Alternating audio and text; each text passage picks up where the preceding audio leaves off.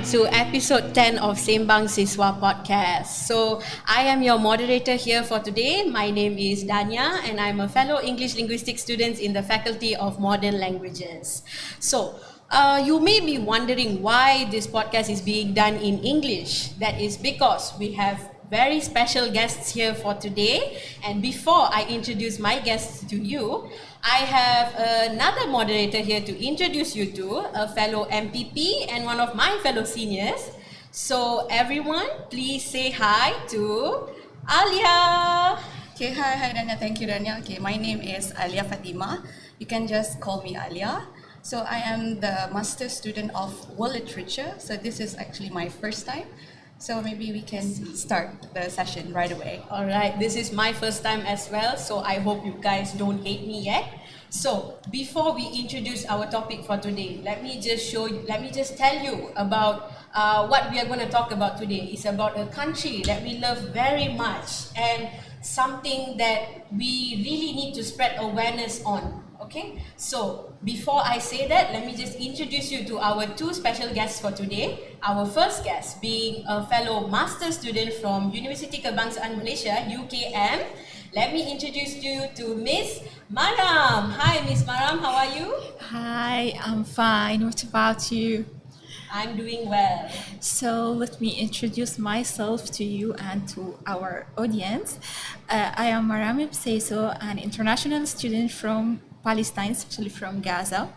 I'm here to study Master in Clinical Nutrition at UKM, the National University of Malaysia.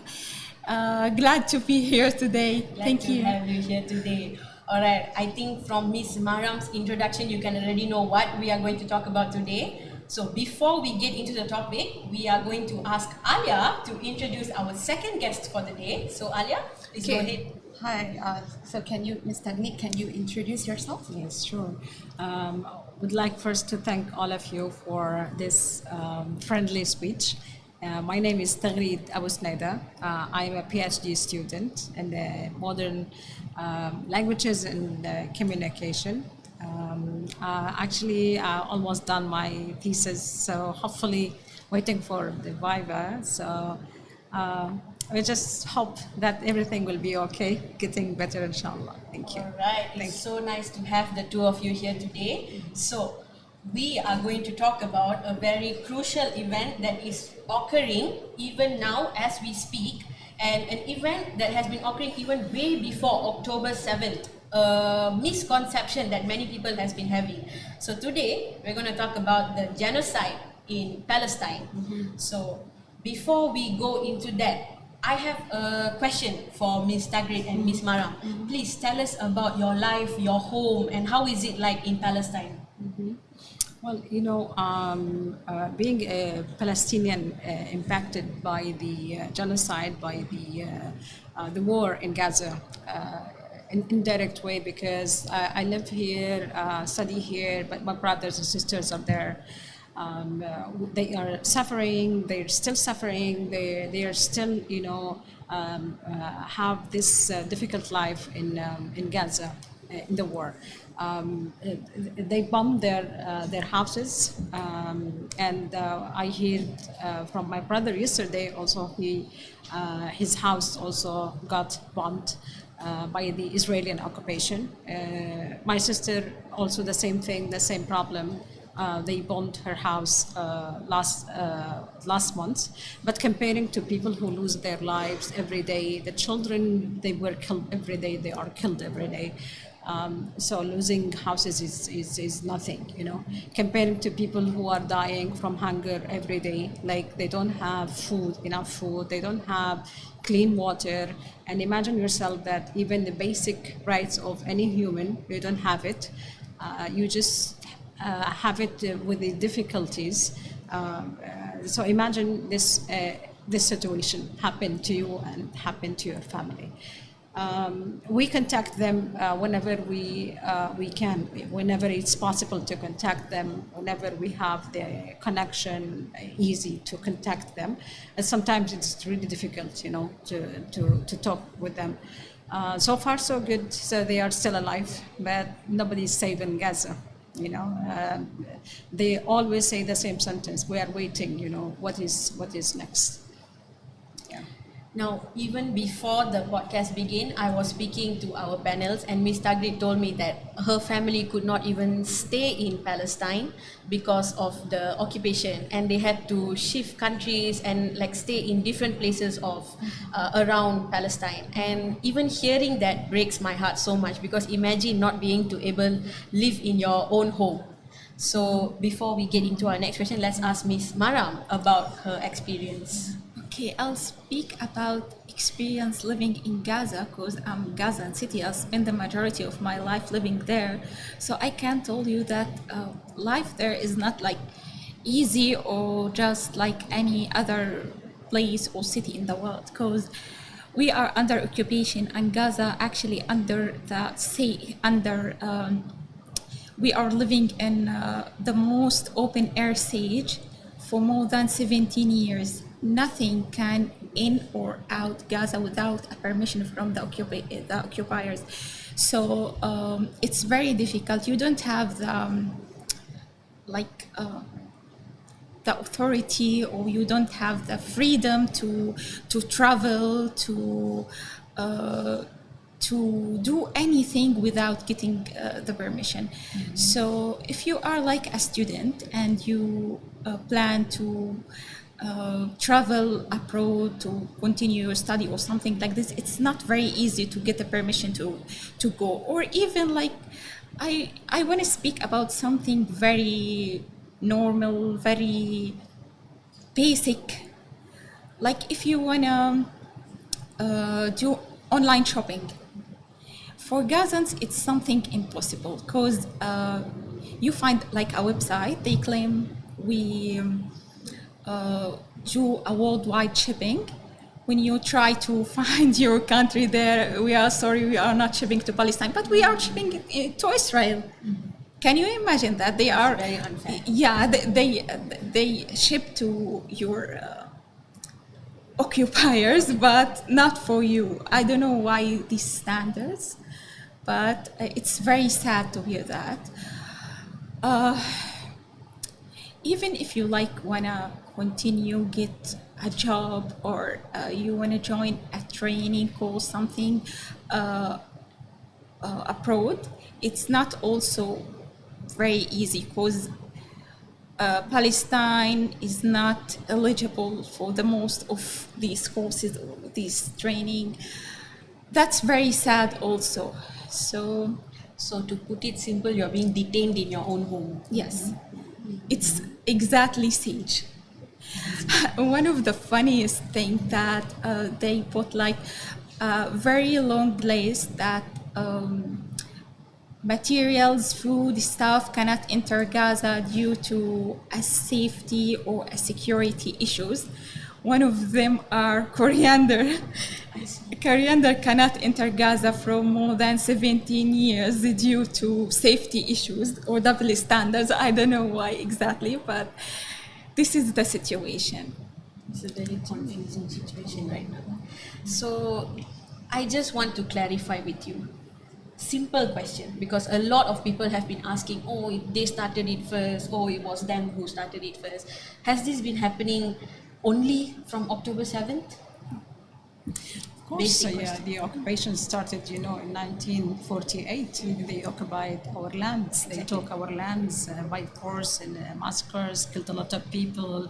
My grandfathers moved from one place to another place because of the occupation started in 1948. Mm-hmm. Since that time, and even before 1948, which is Balfour Promise, which was given by the British Interior Minister in that time in Britain. They promised Jews to take Palestine without even informing us, Is it the Nakba? It is? Nakba?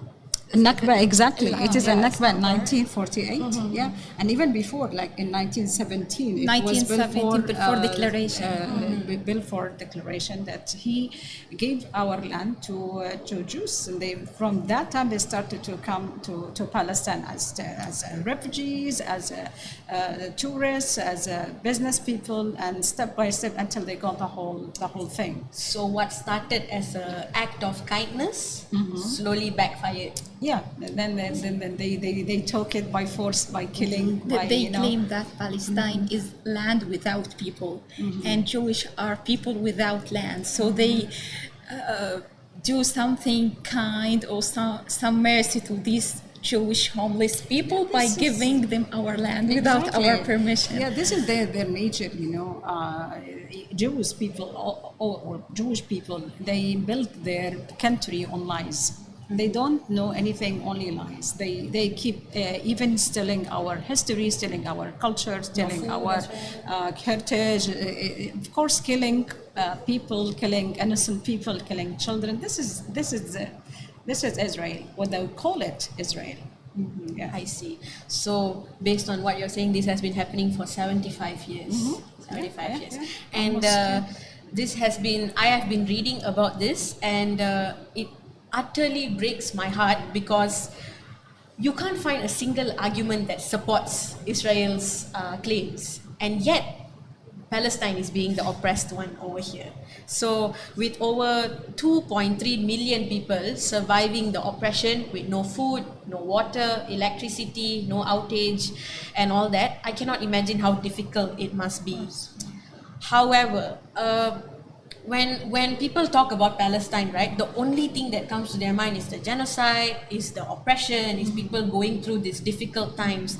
But I've read so many nice things about Palestine, and we don't want to reduce them to just the genocide because they have an identity way more than that. So I want to ask the two of you, what is one of the best things that you can think about when you think of Palestine, your home? What are one of the best things you can see?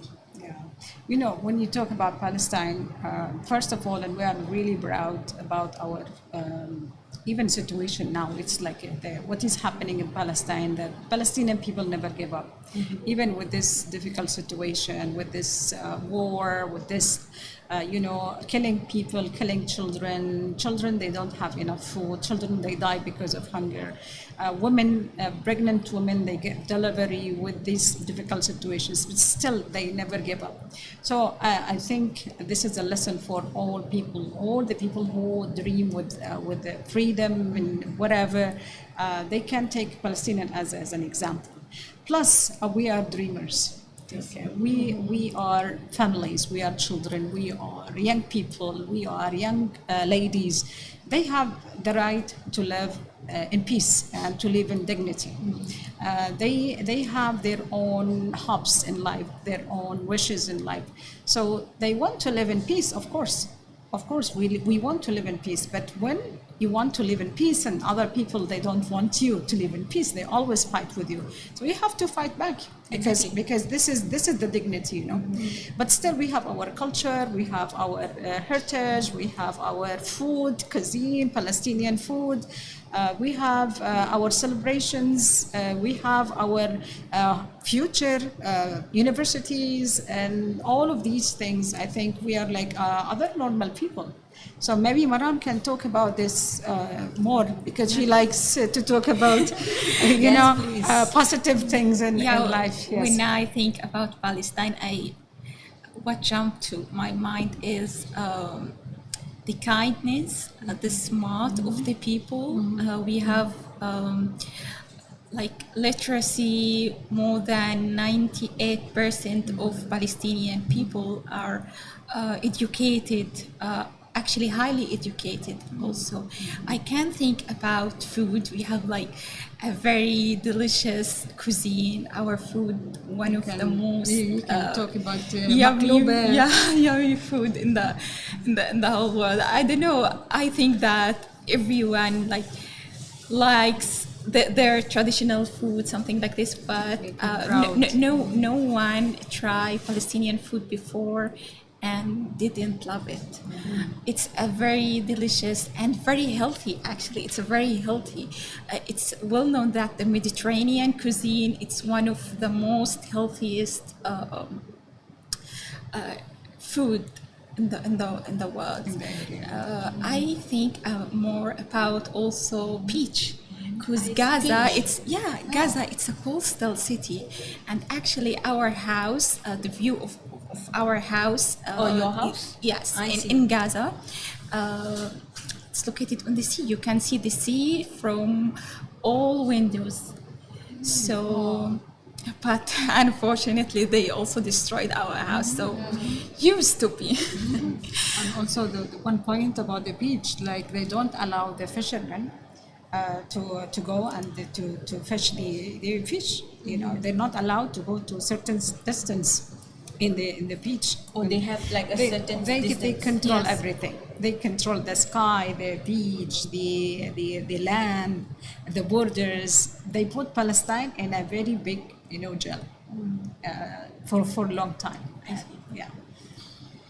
So, there might be, aside from the food and things like that, I've really got to know a lot of Palestinian people, because basically after the October 7th tragedy, I took up more time to read about all these things, and I've seen how brave Palestinian people are, how they don't give up, even though they've lost their family members, they've lost kids, newborn babies, they are still so strong.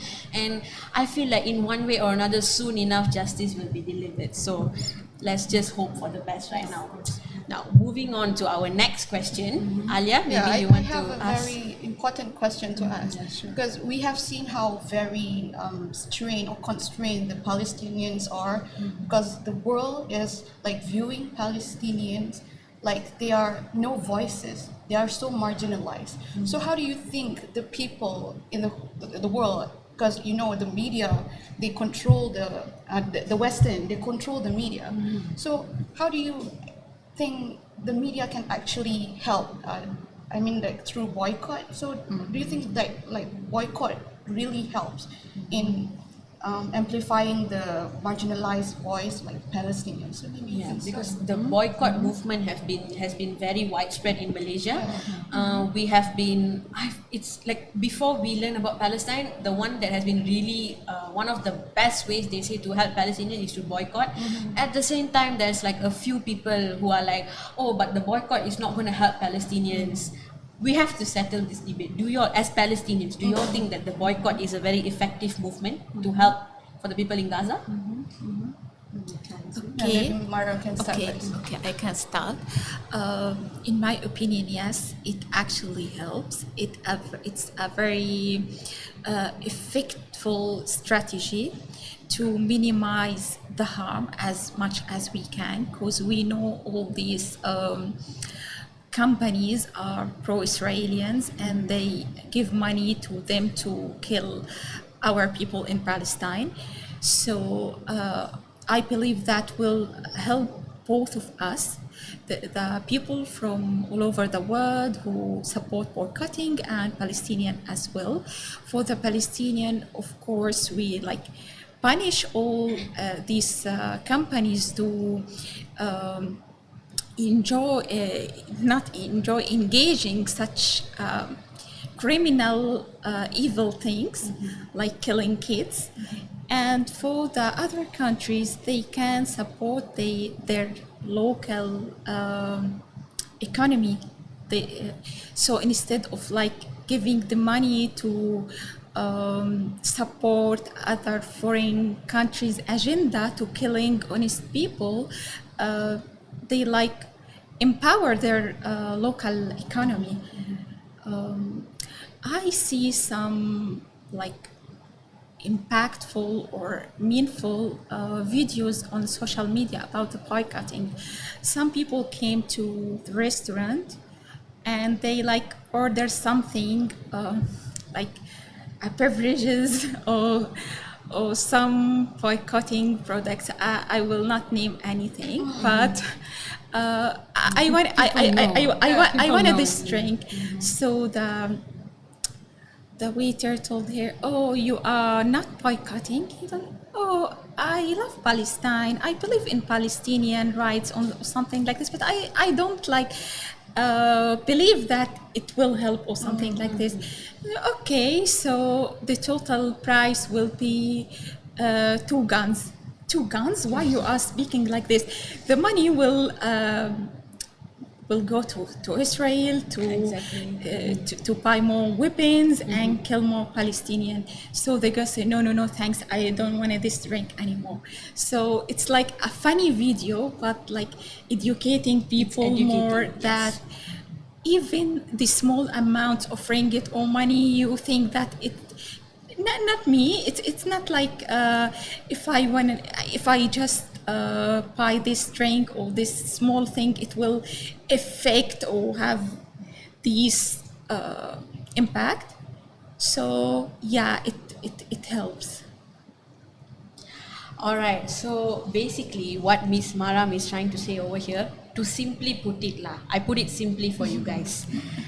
You pay a certain amount of money to buy your favorite drinks or your favorite food, and let's say one person pays maybe 10 ringgit, and then hundreds and thousands of people pay the same amount of 10 ringgit, you will get at least 1 million.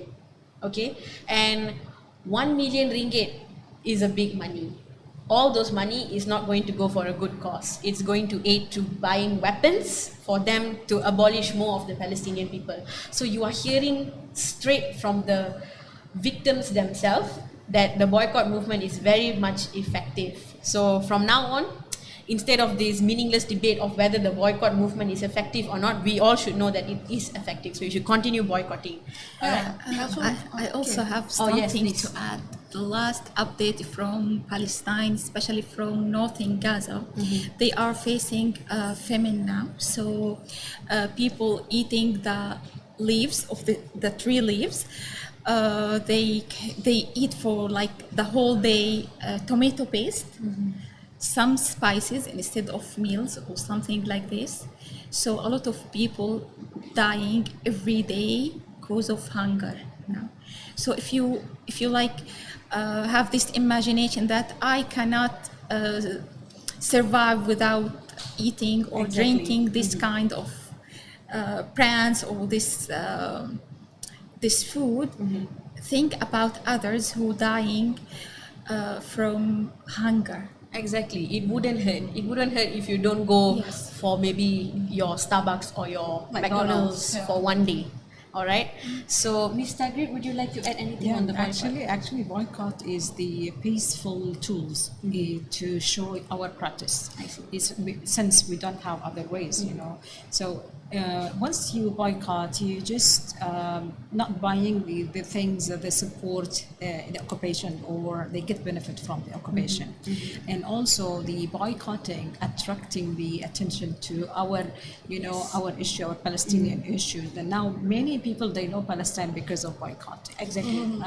Plus the other benefits, many places they close their products because of boycotting, which means maybe a little victory for Palestinian people who feel really happy when these things happen.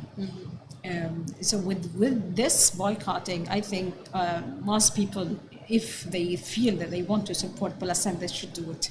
It's very important for us, very important for our economy, even for their country's economy.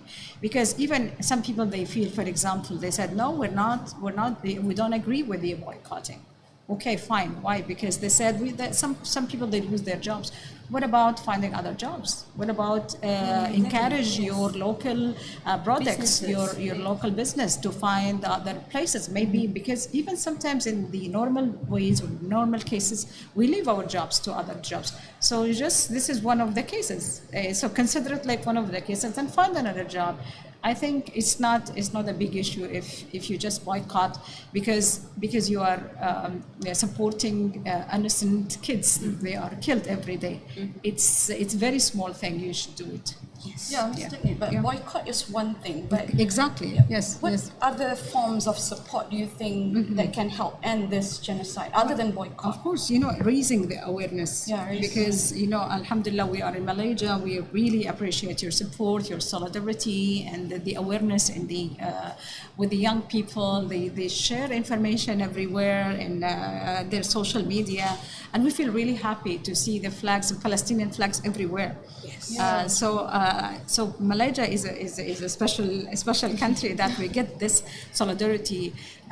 Hopefully that they continue this awareness, and they educate others about our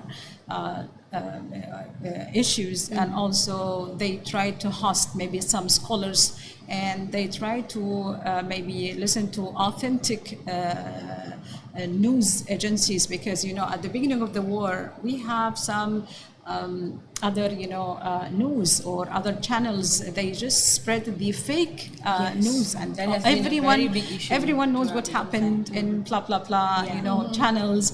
They just said that Palestinians are terrorists, Palestinians, they don't have the right to do this and this, and with many times people now, they know the reality, they know the fact that Palestinians, they defend their rights, and they always fight for their freedom.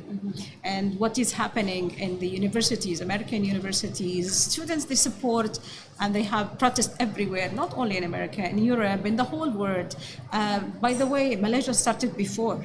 Yeah, they have like rally every day. Yes, they every Friday they have rally after they pray. So we feel really proud about the support in Malaysia.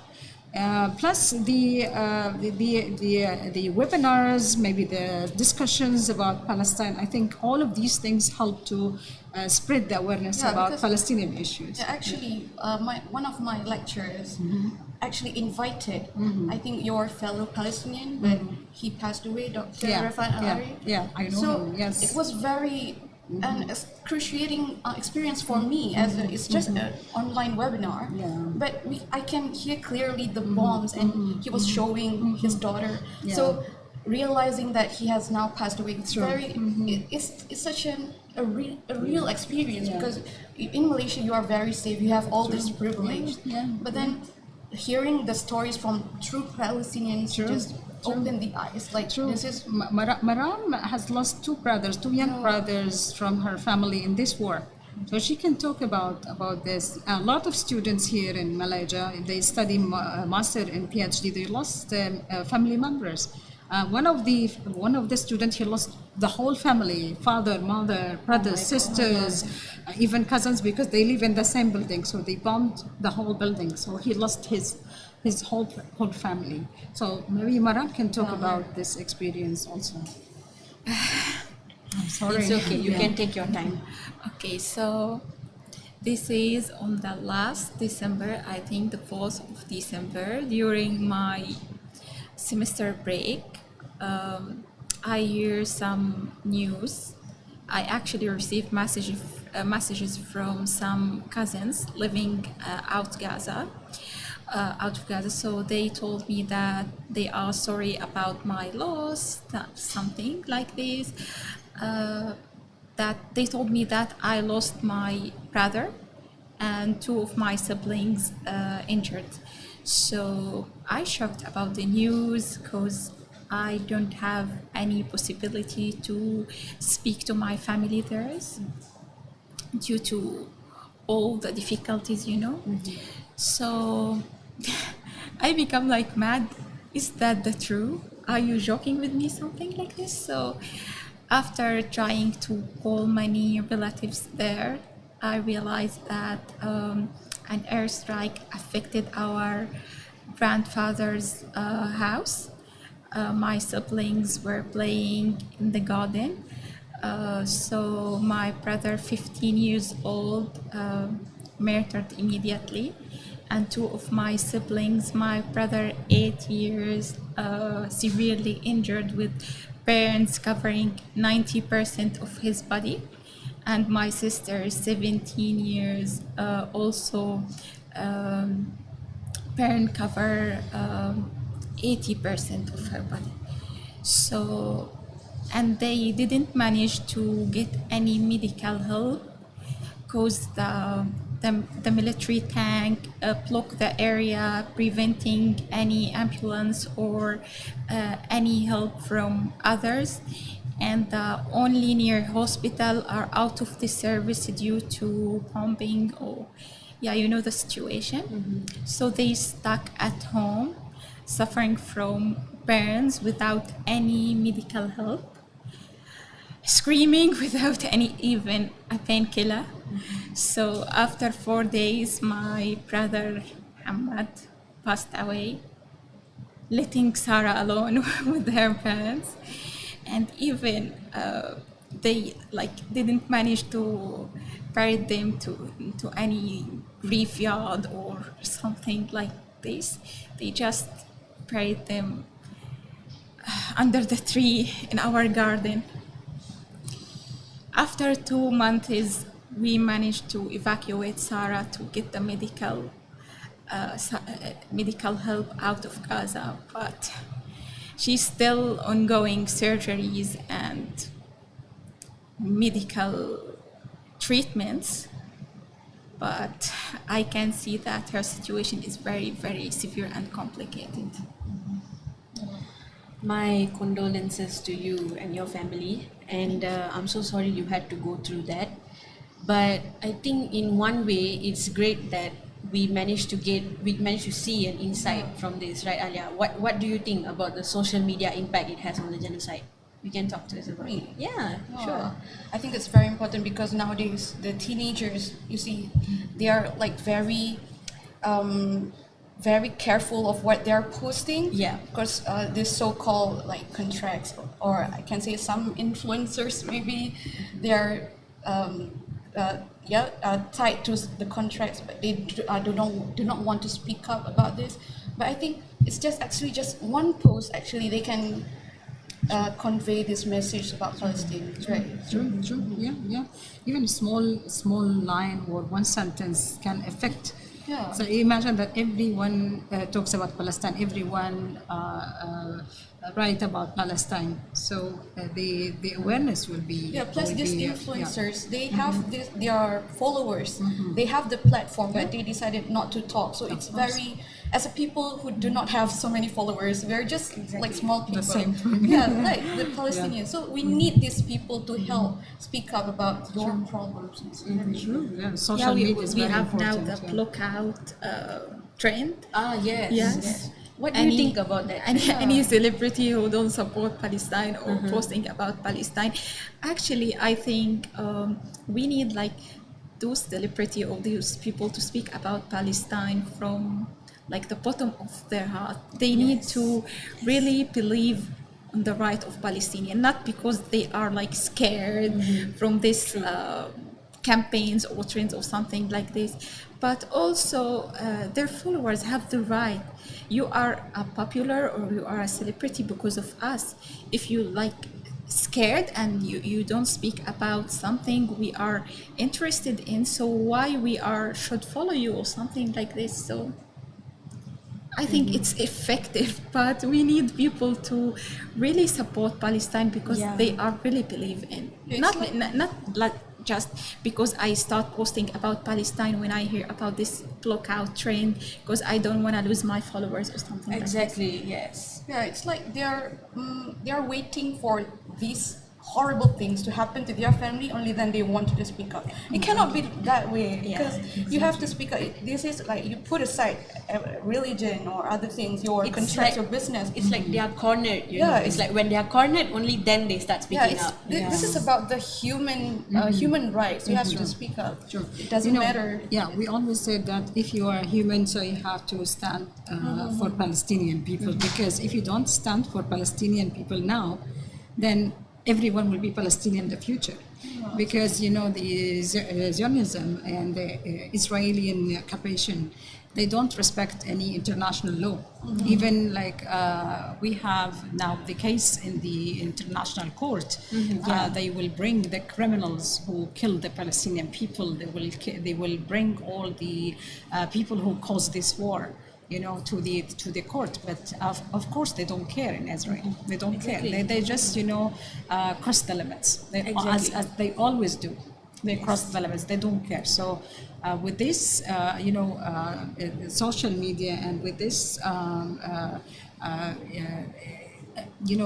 just following them with the law, with this courts, with increasing the number of countries that they support Palestine, like what is happening these days. Like we have a lot of recognition by great countries, for example, Spain, Norway, Ireland, now is Sweden, even Armenia, they recognize Palestine. So we are increasing to get the support, because I think we have the rights, and I think people, they believe in Palestinian rights. Exactly. And this is a humanity. Exactly. This is humanity. So if you don't stand with Palestinians, then this will happen to you. It's a matter of time. So we have to stand together, all of us together, to end this war, to end this genocide, and to have a better tomorrow.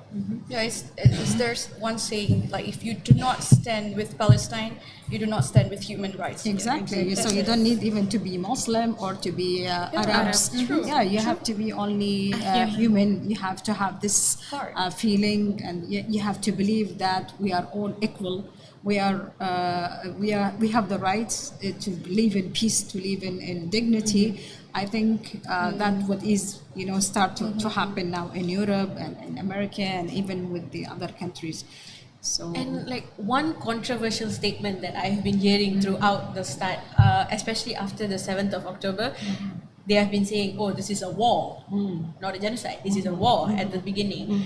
But based on, at first I was confused because I didn't have proper knowledge, and then I sort of read into it.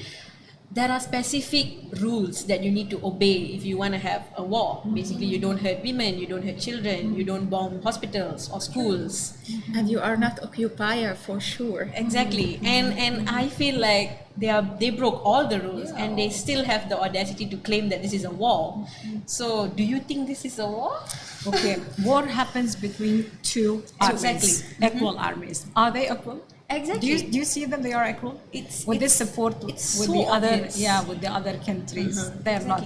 So we don't want to go deeply into politics. Exactly. But in general, it's not a war. It's very clear to everyone. It's not a war. Clear.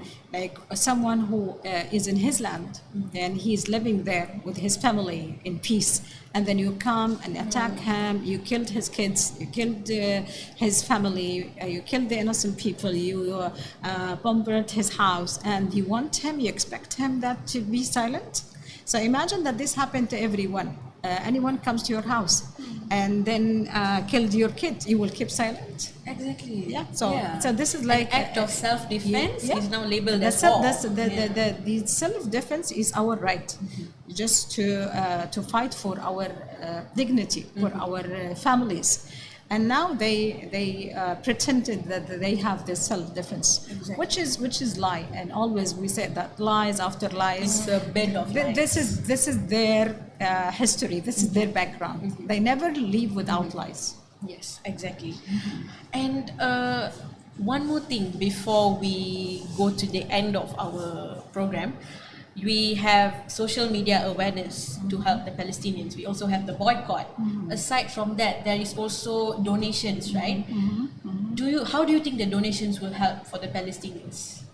I think if we know about the humanitarian organizations that support Palestine, for example, UNRWA or any organization with United Nations that support the education, support the medical care, support the food, the water supplies for Palestinians. I think everyone should support this, especially these days, because they destroyed everything: hospitals, schools, universities, mosques, churches. They even killed the journalists. They killed the teachers. That is a they war killed crime, the professors. So nothing human. They don't want any life in Gaza. They just want Gaza without life. Why? Because they want to evacuate Gaza without people, because they want to occupy it. And all Palestinians should leave Gaza or should leave Palestine, because now they started also doing the same thing with the other part of Palestine. Now they go to the west of Palestine, West Bank. They now, but maybe the news doesn't cover this. Enough. So we have a lot of people there suffering in Jenin. People are suffering in West Bank, Nablus, even in Al-Quds. Every Friday they want to pray in Al-Quds. They always suffer. They always have problems. They don't even allow them to pray there. So this is occupation. So it's not war. It is occupation, and this occupation should end. Exactly. Yeah. Exactly. So right now, basically, we the best we can do right now is donation, boycott, and also spreading awareness. Now, I spread awareness through my social media, but compared to ALIA, I'm not a student council. I'm just a normal girl with very little followers. She is a fellow student council of UPN. So ALIA, please tell us your experience. I don't have many followers, just but How many followers? oh no, really, it's not even 1,000 because I keep my circle small. But I just keep on posting and reposting all these posts about Gaza and videos. And so, Maram, what are any last messages that you might want to say to these people? I think that people from all over the world should forcing their government to do a serious action to call for immediate and sustainable ceasefire now, because the situation are horrific and every day it become more difficult. So we need to do some serious action, not just talking, speaking. We need actions. Yes. Thank you for your support. Yes. Yeah, and action counts as the reposting about Yes, of Palestine. course. Okay, so my fellow MPPs, don't forget to use your Instagram and keep reposting about Palestine and spread the awareness. And Ms. Taghreed, would you like to say anything? Yeah, I would like to thank all of you for listening and for support. I would like to thank all Malaysian people for their solidarity, for non-stop support, especially for Palestinian students. And we have this actually, we live this support, everyday support. I would like to thank everyone who participate in raising the awareness about Palestinian issue, and they never give up. They always believe in Palestinians' right. And I would just, remind all people that they keep talking about Palestine until we get our rights, Freedom. until we get our freedom, Liberty. and we will be free from the river to the sea very soon. Yes, From the river to the sea. yeah, Palestine will be free. Palestine will be free. All right. So basically, talking is not enough. Remember to take action as well. You can join your local protests. You can donate. You can boycott. There's so many things you can do. Spread awareness. Aside from just talking, we can also do a lot for the people of Palestine. So before we end our podcast, I just want to thank the two of you for coming here today. you. It's Thank you. definitely not something easy. You're going through so much right now. Thank you so much. And Alia, do you have anything to say? No, I just want to, what we call, what's the name of your brother? Sarah, Ahmad? Ahmad, Muhammad, and Sarah. Okay, Ahmad, Muhammad, and Sarah, please don't ever forget these names. So we have to always remember these beautiful souls, because they deserve to live a peaceful life, just like all the privileges that we have today, right?